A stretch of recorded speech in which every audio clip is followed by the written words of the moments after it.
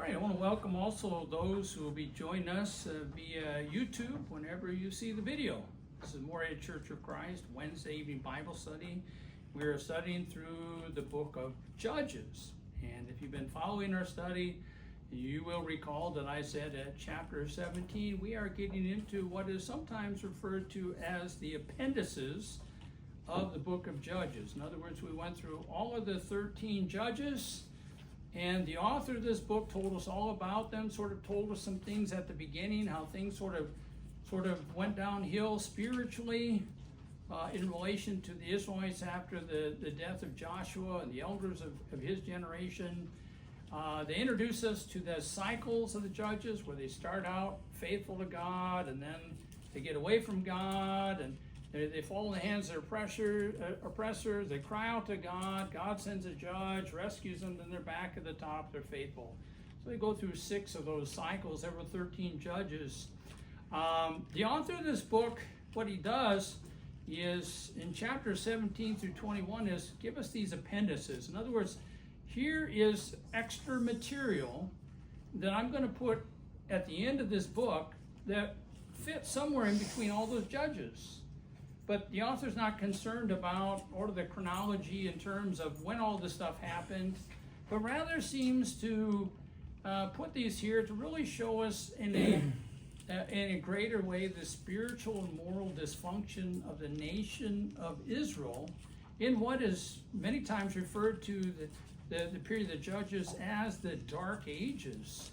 In other words, this was a real bad time spiritually and morally for the Israelites, and it's not going to get any better for them until they have their first king.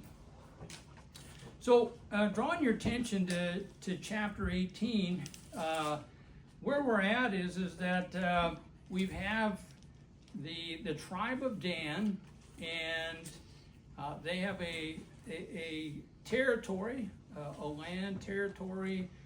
And what appears to be happening is that the Canaanite people are essentially stronger than they are. They're forcing them eastward into the hill country, and there's not enough room for all of the people of Dan to live in what's left of the country. And so what happens in chapter 18 is they send out 5 spies on an expedition to find some other place in the Palestine area to where they can start a colony of Danites, because they need some room to spread out. And so that's what we're going to read about here in this chapter. You'll recall that if you've been following us, that they come across the priest of Micah to his house, and they inquire of the priest if they will be prosperous in their expedition. And of course the priest says, yes, you will. And so in verses 7 and following, it says they go up to a place that's quite a bit north of where Dan is, or the territory of Dan, and they find a place up there called Laish, and they realize that this is sort of in a remote, excluded area. They don't appear to have a king. They don't really have anybody that really can get to them very quickly. They apparently don't feel threatened where they're at, and they feel like this is a perfect spot that we can go and we can take this land from them. And so they come back from this expedition. They go and they tell the people that sent them back in Dan, hey, this is the perfect spot, this Laish. We should go. We should not delay. We should go up there. We can take it. Verse 10, God has given it into your hand. That probably goes back to verse 6. They believe God is endorsing this expedition and this conquering. Then as they leave there, they take out, verse 11, 600 armed men with them with weapons of war. They eventually get to the hill country of Ephraim, verse 13. Then those 5 spies, they come across that Levite priest that's working for Micah, and they remember when they stopped and visited there before, that they had all these sort of idols, this molten image, and they had a graven image, they had household idols, and so these guys want to grab these idols and essentially take them for themselves, because instead of being 5 the first time that were there, now they've got at least 600 fighting men besides them and others. And so they take all of these household idols, and essentially they're going to take them with them as they return back to fight that battle at Laish. So we're going to, I'm just going to read a few verses here to bring us to where we need to be here for tonight. Verse 18 says, when these men went into Micah's house and took the graven image, the ephod, and the household idols, and the molten image, the priest said to them, what are you doing? This is that Levite priest that works specifically for Micah. And they said to him, be silent, put your hand over your mouth, and come with us, and be to us a father and a priest. It is better for you to be a priest to the house of one man, or to be a priest to a tribe and a family in Israel. And the priest's heart was glad, and he took the ephod and the household idols and the graven image and went among the people. I guess we'll stop there at verse 20.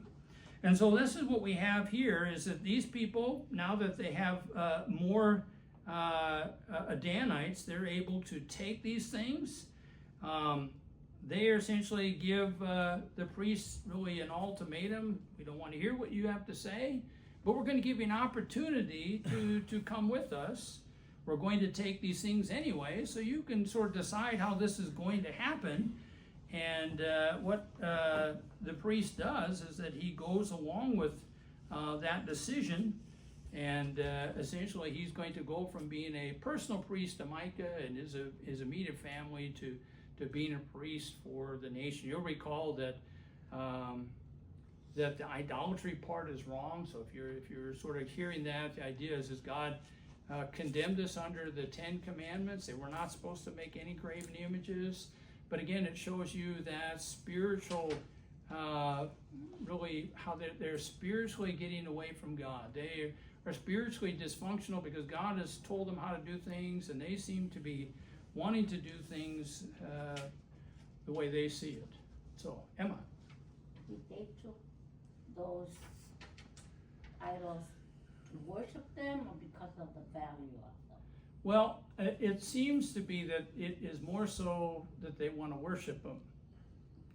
And for whatever reason, they, it's sort of synchronistic religion. I talked a little bit about that. So you have what God told them under the law of Moses, and they live with all these Canaanites, which are pagan people, and pagan people worship images. And so what's happened is the Israelites sort of want something tangible. So we're going to make images in the representation of our God, whatever exactly they look like. That's what they want to do. So even though a lot of times they say, well, they're not really worshiping the images, their God, that is sort of what they use to worship their God. And so it's really about idolatry, because that is considered idolatry even if they're made in the representation of God himself. And God had told them, don't do that. Mm-hmm. And so here we're seeing. Isn't there another, I don't know if that's the particular one. I think I remember reading of some of the Israelites also, that they took idols and stuff, that they were made out of gold and all that stuff. So I don't know, that's why I was asking. Yeah, I think when they fight pagan peoples, they tend to take all that stuff, a lot of that stuff. So a lot of times they're told to destroy it. At a minimum, they should melt it down, but they shouldn't take it essentially to worship. And part of the problem is going to be with the Israelites is they're curious about how other nations, their gods and worshiping their gods. And that's a bad thing, because it's who cares? God essentially sent the Israelites in the promised land saying, destroy all these people, because essentially they're going to corrupt you. They're going to turn your hearts away from God. Seems like somewhere the Israelites are obviously not obeying God, because they shouldn't be partaking in any of these, false gods, graven images. So they should have, the Levite, Micah should have never made them. The Levite that came across Micah should have destroyed him. And then when the Danites came across the Levite and all these, they should have destroyed those again. The idea is what are you people doing? This is not allowed under the law of Moses.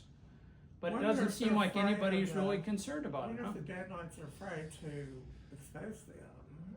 Well, because they didn't have a problem with it. They wanted to do the same thing that Mike was doing. These are good. Now we're confiscating these because we got more people and you can't do anything about it. And now we're going to worship them. They're going to be We're ours. getting nowhere with God though, because Right. God forbids that. So Yeah, well, they believe that they are in good standing with delusional. God. They have to be delusional. right. Because, Yeah. So So it's unfortunate. None of it makes sense. But that's what we're reading. That's what the Bible writer is saying. He's showing us that spiritual dysfunction. So there's no justifying it. And again, if you remember that when the Bible writer gets here, he's not going to give any comments about any of the wrong things they're doing, but that's not an endorsement that what they're doing is right. He's just sort of putting it out and let it stand for itself. In other words, you see all these different things. You're certainly aware of the law of Moses. You can see these people are not where they need to be. Things aren't what they should be. So it's like showing us today. You don't do the truth. This is what can happen. if you don't love the truth, believe you're if you doing the don't love right truth of thing and you're not. Right? If you don't love the truth of God's word, you could easily be swayed to do something other than what God wants you to believe or do in terms of religious practice. I mean, that's the thing about it is sometimes truth is not given the value that it's supposed to have, because if it comes from God, it's the only truth. And there's no the idea that, like in the case here, the idea that you could sort of make these images, that's a compromise of the truth. It is not something that they were supposed to do, but they did it anyway, and apparently they felt as if there wasn't a problem. Not because they looked to the law of Moses, but they probably looked to the people around them and said, they all make images and worship their God, that's what we're going to do. And that's what a lot of people say in the churches too. They say, well, so-and-so does this or does that. Yeah. I could do it. Yeah. Well, that's so-and-so. Yeah, You do what the Bible says. that's the case. Cover your own back, because Yeah. they can do what they want to do, whoever it is that may be. But Yeah. it's up to you to make your choices, because God knows what you can and can't do. Yeah. So, and He knows if you're doing the truth, if you're not doing Right. the truth. So that's the value of loving truth. Brother Kendall, would you want to read verses 21 through 26? Okay. Then they turned and departed, and put the little ones and the livestock and the valuables in front of them. When they had gone some distance from the house of Micah, the men who were in the houses near Micah's house assembled and overtook the sons of Dan. They cried to the sons of Dan, who turned around and said to Micah, "What is the matter with you, that you have assembled together?" He said, "You have taken away my gods, which I made, and the priest, and have gone away, and what do I have besides? So how can you say to me, what is the matter with you?" The sons of Dan said to him, "Do not let your voice be heard among us, or else fierce men will fall upon you, and you will lose your life with the lives of your household." So the sons of Dan went on their way, and when Micah saw that they were too strong for him, he turned and went back to his house. All right. So here we are sort of seeing sort of what happened after they took all of the idols and so forth. Verse 21 says, "And they turned, departed. They put the little ones, the livestock and valuables in front of them." Why did the Danites put them in front of them as they're going to Laish?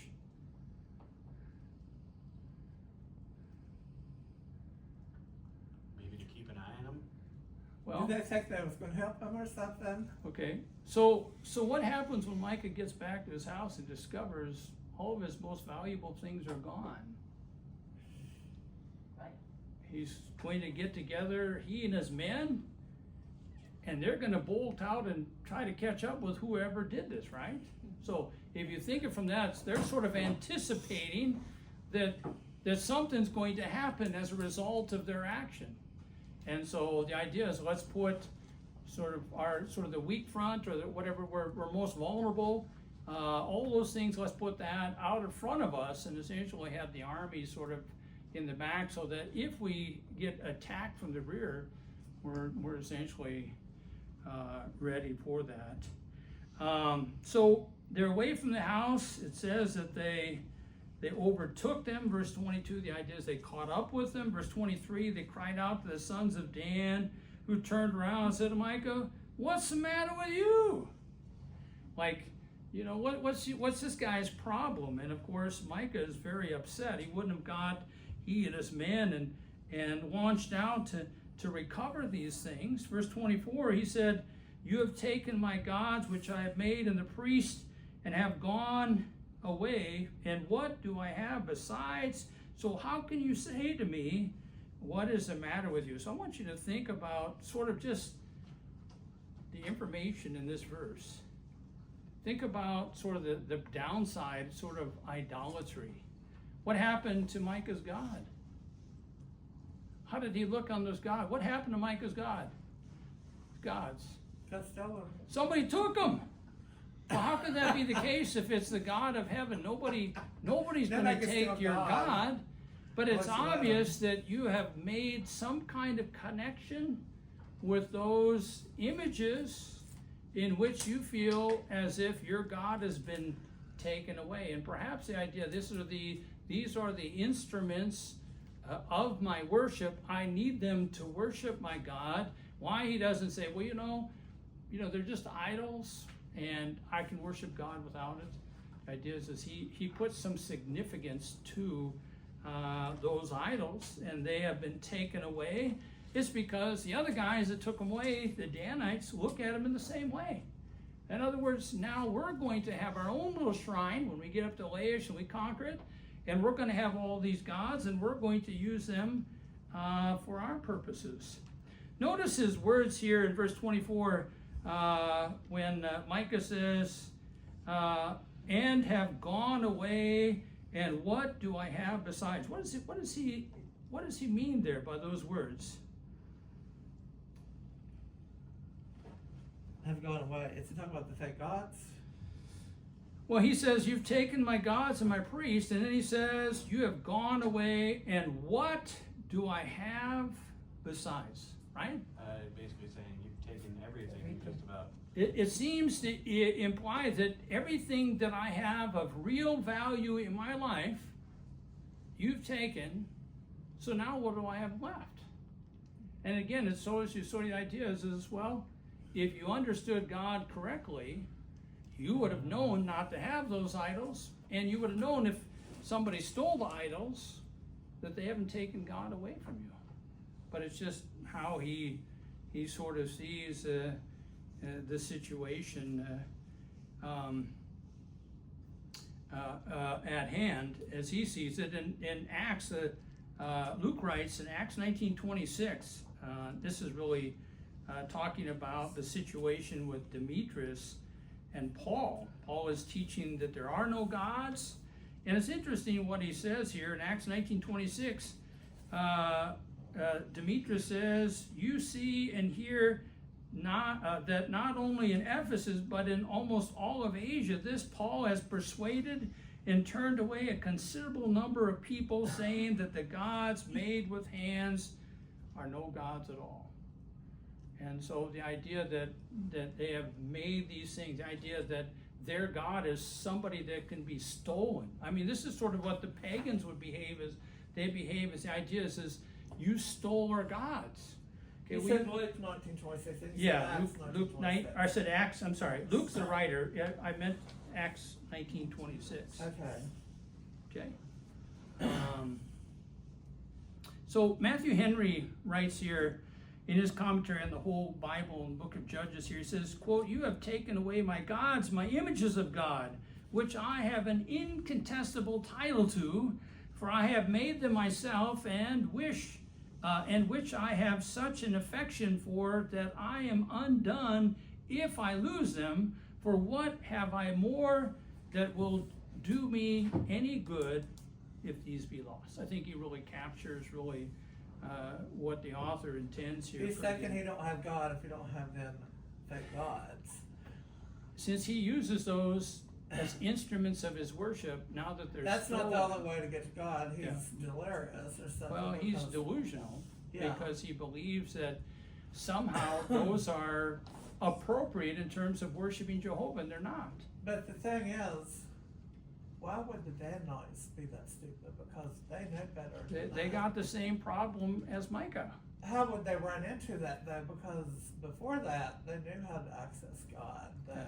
So they Well- had to get into some Well, kind it of goes back to disobedience. the beginning of the book of Judges, where it says, you know, basically when Joshua was the leader, you know, essentially everything was going well for the nation, and all of the elders of the nation that were with Joshua, everything was going well, and then it says After Joshua died. after Joshua They went died and bad. those elders died, there arose a generation that did not know God.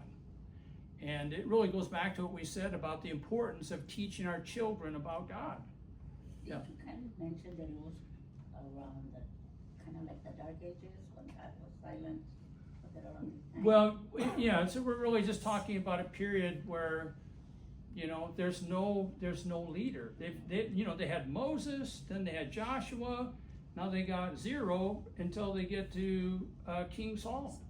There's like a devoid of leadership and really just sort of a connectedness among the tribes, and the people don't really know God like they should. I mean, it's sort of like they know, Nobody but they teaching them don't. and- What's that? but nobody teaching them, because it's like they were doing whatever Yep. they thought it was best to do. They were all doing their own thing. Yep. That's what we read last week. That's exactly what's So, happening, I'm thinking, you know, as it is now, right? us knowing and experiencing the love and the way the Lord works with us, sometimes it's easy to kind of like drift a little bit. Can you imagine these people that, for one, they don't have anybody to lead them, and their interest must have been very low. Yeah. To come to the conclusion of doing what they want or what they thought it was fit to do. So you're almost left with the impression that if there's a generation that doesn't really know God, all they have is what they've heard here and there about God, and they're essentially using that along with whatever they think is right in their own eyes. That they're pretty much That's how they're what doing the things. rest of the people used to do, you know, the pagan people. Right.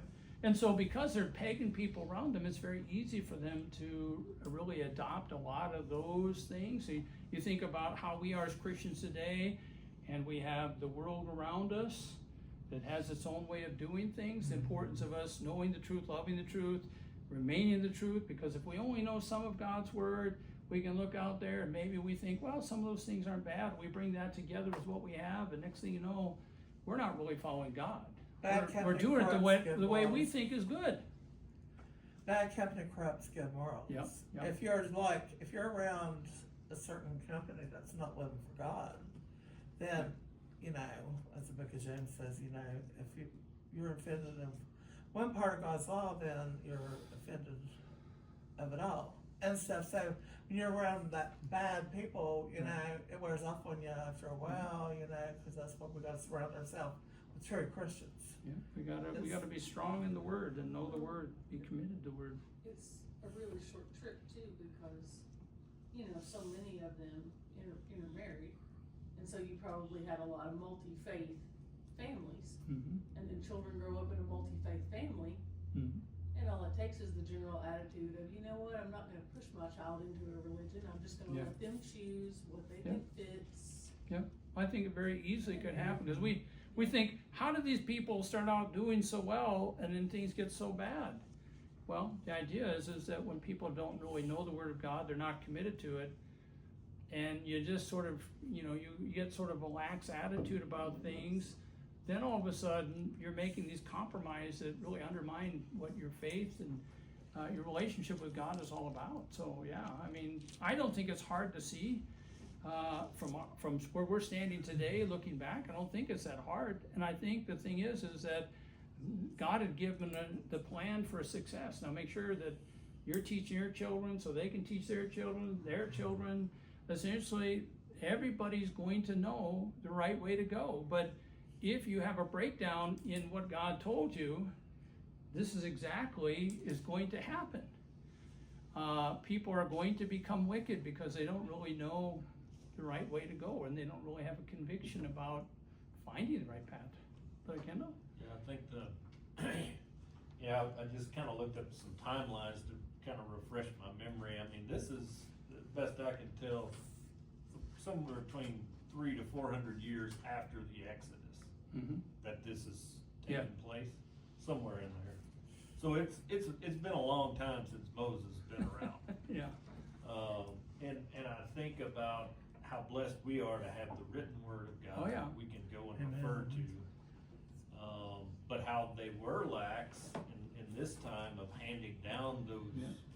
you know, this is what God expects of us, this is His so law. it was and all those orally that types they of had to things. pass it down, yeah, a lot of You it. know, they obviously didn't hand down the stories of, I don't know, that'd be 10 great grandfathers ago, but Yeah, when they built the golden calf, right, I mean, God made them beat that into a pulp and then they had to drink it. yeah, And Ew. they obviously didn't get this message, yeah, you know, that, man, remember generations ago when our ancestor Right. built this golden calf? You remember what happened then? yeah. Maybe we shouldn't do this. They didn't have any knowledge of that. Right, so it's just a sad state of affairs, because as much as we try to make sense of it, in light of the law of Moses they were given, it makes no sense. In other words, how do we explain where they're at, other than to say they really came to a sorry place in terms of, you know, what God intended for them as a nation, and yet the idea is this nation has to survive this period because the Messiah has to come.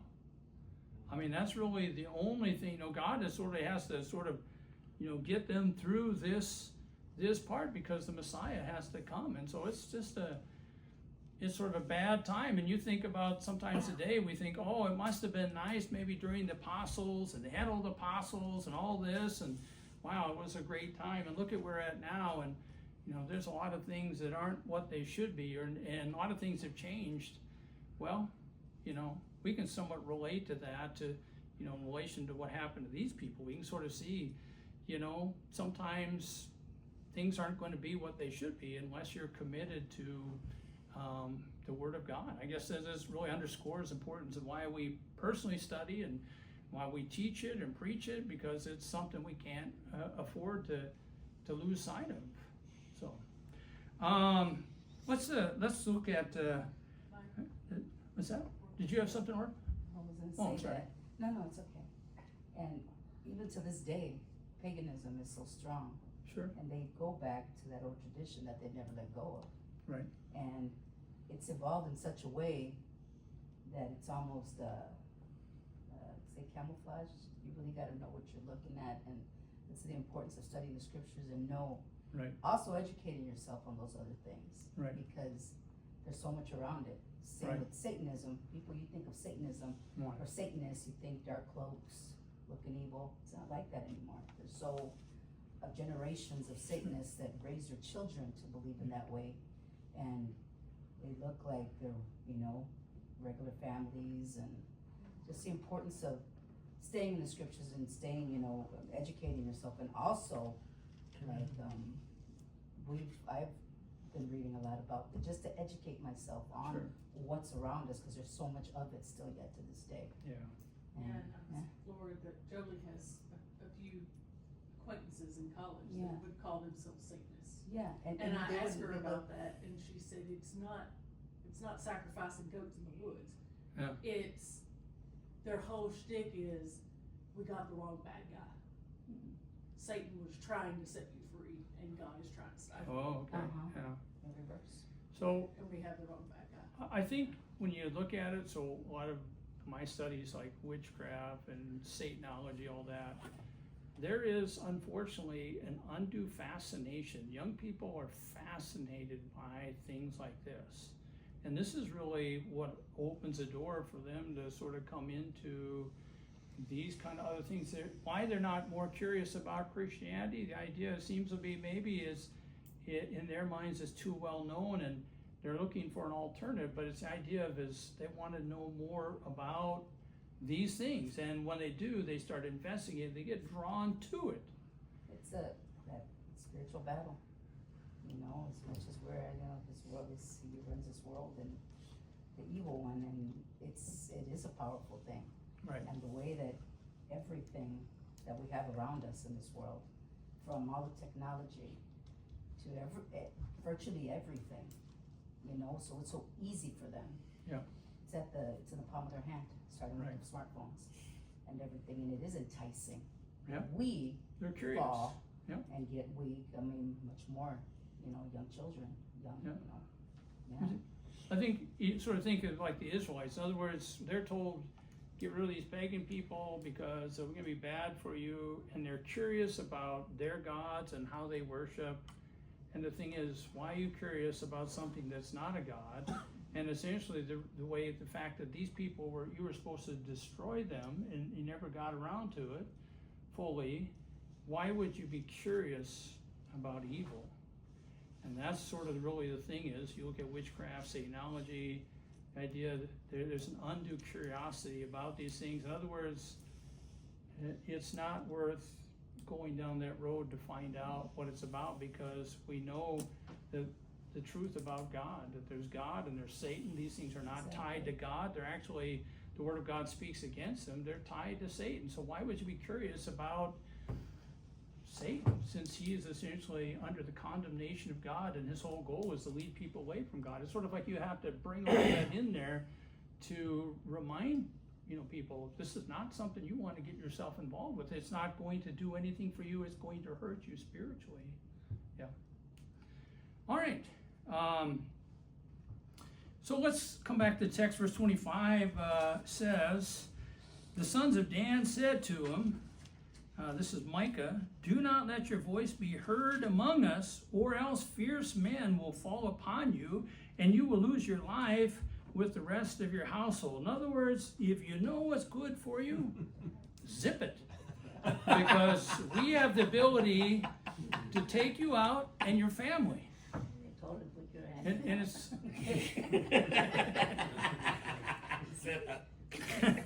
So we're really talking about, fierce men, the idea that these are the warriors. In other words, we're going to cut these guys loose, and it's not going to go well for you. And this is the thing. Micah is willing to charge after whoever. He's I'm going to recover these things, and here's all of these people, and they're essentially said, go home and live. And if you cause any problems here, essentially your life is going to end. And so again, the idea that they're fighting over idols. I'd be like, hey, you can have them. What I do for you is I chuck them. Here you go. We don't need them. We're supposed to be following God, but that's not what happens. Verse 26, so the sons of Dan went on their way, and when Micah saw that they were too strong for him, he turned and went back to his house. And so, Micah went back home empty-handed. He did maintain his life. We're not going to hear any more about Micah. That's all we need to know. Again, the Bible writer is showing us spiritual dysfunction. Look at this, is as plain as day. Jenna, would you like to read verses 27 to 31, please? Okay. And they took what Micah had made, and the priests who had belonged to him, and came to Laish, to a people quiet and secure, and struck him with the edge of the sword, and they burned the city with fire. And there was no one to deliver them, because it was far from Sidon, and they had no dealings with anyone. And it was in the valley which is near Beth Rehab. And they built the city and lived in it. And they called the name of the city Dan, after the name of Dan their father, who was born in Israel. However, the name of the city formerly was Laish. And the sons of Dan set up for themselves the graven image. And Jonathan, the son of Gershom, the son of Manasseh, he and his sons were priests to the tribe of the Danites until the day of their captivity of the land. So they set up for themselves Micah's graven image, which he had made, all the time that the house of God was at Shiloh. Okay. So they're going up to Laish. Now they've taken Micah and or the priest of Micah. They've taken all of the idols. They go up there. It says they they struck them with the edge of the sword. In other words, there's this battle, and they burned the city with fire. I did some time looking that up, trying to really understand. In other words, if you burn the city with fire, then you have to rebuild the city. But the best I could understand from all that is that perhaps that was a tool in order to destroy everybody that was still in the city, that you don't have to go in there and try to fight and all that. Essentially, you defeat everybody you can on the outside, and then you do what you can, whether it's arrows with tar or whatever, with fire, and you shoot them in there. The idea is that's better than perhaps losing a lot of soldiers to get that city. So verse 28 says, and there was no one to deliver them because it was far from Sidon. So apparently they're tied to Sidon. Sidon's on the Mediterranean coast. Apparently they're not, because of the distance, they're not able to offer any kind of assistance to repel this force that is fighting against them. And essentially, there's no way to fight off the attack, and in the end, essentially, the people of Laish are conquered and killed, and the city is burned down, and the Danites now have that area that they've been looking for. Now they can establish their colony. It says they rebuilt it, and so now that they can sort of live in that area, and the idea seems to be that now more of the Danites can come from the territory of Dan. They can move up there. There's plenty of room really in this area for them to spread out. Verse 29 says, they called the name of the city Dan after the name of Dan, their father, who was born in Israel.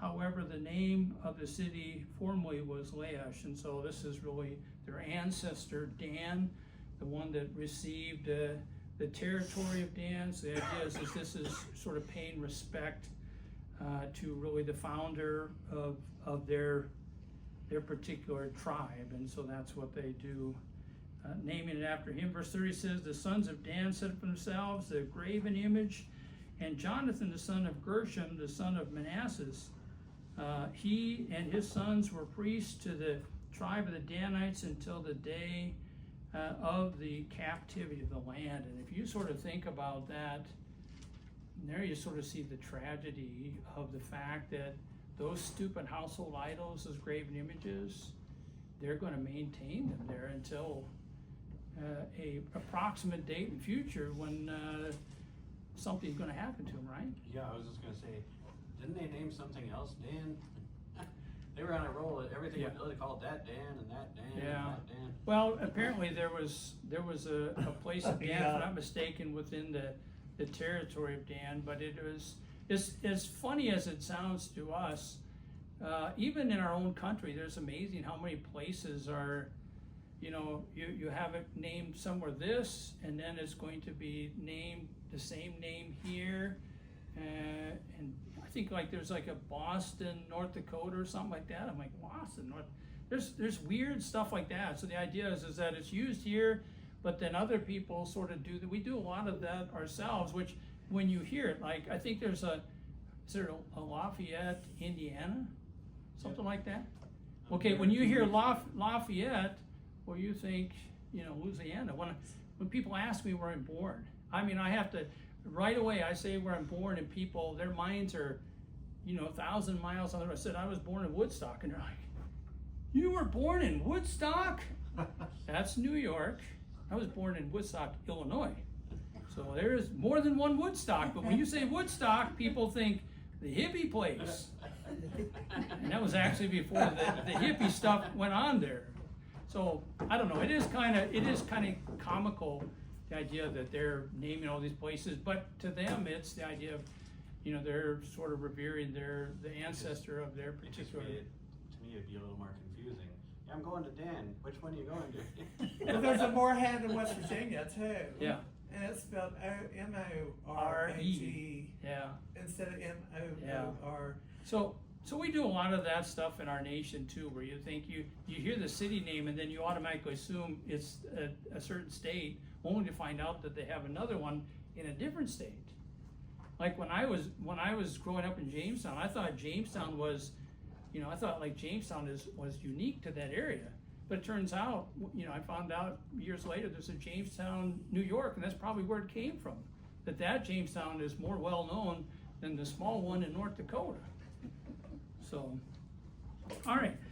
Well, I want to look at this verse 30 and just kind of look at, I'm sorry, Oh, I find it interesting that they mentioned Sidon in Yeah. verse 28. Yeah. Because we'll see later, Ezekiel prophesies tremendously against Tyre and Sidon. Yeah. And the reason he does that is because of their tremendous corruption with idolatry Yeah. and the worship of that type. And ultimately, those two cities fall, as I Yeah. recall. So it seems like this Laish is like a colony of Sidon. So you see how we Yeah, got a lot right. of movement going around? So it's near there, the Yeah. Sidonites, if you will, don't know they're there or can't get to them easily, but I think it's prophetic that it's spoken of in Judges, cause it ultimately will see its downfall because of idolatry. Right. So this is really, and I think the note here that it closes on at the end of chapter 18 is the idea that, you know, that they sort of maintain these graven images. All these stuff is sort of maintained there, and anybody who is really trying to follow the Word and reads this, you know, it's just very difficult. It's like, why would you do that? Why would you hold on to things that God wouldn't want you to hold on to? And yet the Bible writer is saying this is exactly the case. It talks about until the day of the captivity of the land. So what do you think that might be talking about? The day of the what? Until the day of the captivity of the land. I don't know the region well enough, but would that be either the Assyrian or Babylonian Yeah, captivity? it seems that it's really talking about the Syrian. So remember that the Syrians, if you know the history of Israel, you have a unified Slavery. nation with Saul, David, and Solomon. After Solomon dies, his son Rehoboam, there's a falling out, and what you have is a nation dividing. And the vast majority of the territory went up to the 10 tribes, was the northern tribe under Jeroboam, and then you have the last two tribes were part of the southern kingdom under Captivity. Rehoboam. Jesus said, "I've come to release them from captivity." So captivity is like slavery, or kind of like Right, so the idea that you're under occupation, that you belong to another nation, and the idea is that at some point Assyrian becomes the first these world. people are going to overtake the people that's not worshiping God correctly. Well, yeah, so this nation, the northern kingdom, falls under idolatry, and eventually after numerous prophets that God sends to call them to faithfulness, they fail to be restored to God. God allows the Assyrian empire to conquer all of them, and then all of a sudden, you know, they're become a nation that essentially never reemerges. Like a while later, when the Babylonians conquer the Assyrians, at some point, you know, they reemerge after 70 years. This small part of Israel reemerges after 70 years, and they're able to rebuild Jerusalem and all of that. And that's only really for the preservation of what's to come yet, and that's the Messiah. But yeah, it's probably looking at the Assyrian captivity. So we're talking a time frame between 722 BC and 721 BC. And the last note there in verse 31 says, "So they set up for themselves Micah's graven image, which he had made all at the time that the house of God was in Shiloh." Isn't that really a sad note? In other words, the tabernacle, the place of worship, the place that they're supposed to go to worship, it was in Shiloh, and that's in that hill country of Ephraim. And what they've done here is essentially the Bible writer is saying, this is where their central place of worship is, and yet the Danites, you know, really have done this. And it just shows you really the unfaithfulness of God's people. Remember, they're in a covenant. God tries multiple times with prophets to call them back, The idea is that Israel entered into a covenant with God. They were to maintain covenant loyalty. And so it's not as if, well, you know, we got involved with idolatry, so we're moving on to other things. God is like, you belong to me, and you're going to serve me, or essentially, I'm going to let your enemies conquer you until such time that you come back to me. And that's just really the reality. It's weird how, no matter what, they all need to worship something, or, Right, I mean, even though they were in error, right. but they still found the need to have a God and worship. Yep. and praise Him. Well, one lesson does emerge in the New Testament, and that is, we never hear about, like, the Jews ever having problems with, you know, worshiping idols. Like, after all these things happen, and the southern kingdom goes in Babylonian captivity, and they finally make it out after 7 years. By the time of the New Testament, there's no troubles whatsoever with any kind of idolatry on the part of the Jews. So that is something, a lesson that they learned, but look at all of what it cost them. You know, it cost them quite a bit, because, you know, that idolatry that they had in terms of making idols to worship their God eventually easily became, you know, the idols of other peoples to worship these other gods. Once you accept this, it's a lot easier to sort of maybe accept, you know, these other kind of gods, and these other gods are a lot more open-minded, or a lot more freedoms are allowed under worshiping under a pagan god than, you know, Jehovah God. So, any thoughts, questions? Just the whole thing, I mean, once they started, I think you made a good point, and I think once they started to intermarry and get that influence, man, it Yep. was just downhill. And then we see, I mean, all the way over in First Kings, again, I'm on the Sidon thing. you know, Jeroboam, I think, marries Jezebel, Yeah. who's the daughter of a Sidonian Sidonians? Yeah. king. And I mean, it's just, What's wrong with that Well, picture? you know, once the kings Yeah. start getting that influence, Right. I mean, it just really goes. He was a fake God worshiper anyways. Yeah. Jeroboam was. It's just terrible, because he's the guy that set up the 2 golden calves, because he was afraid that the Israelites go to Jerusalem to worship God. That's problematic for his control. So hey, we're going to build up these golden calves, and by the way, they represent the true God. There's no need for you to go all the way down there. We'll put them in convenient places for you to get to, and it's going to be same. Yeah.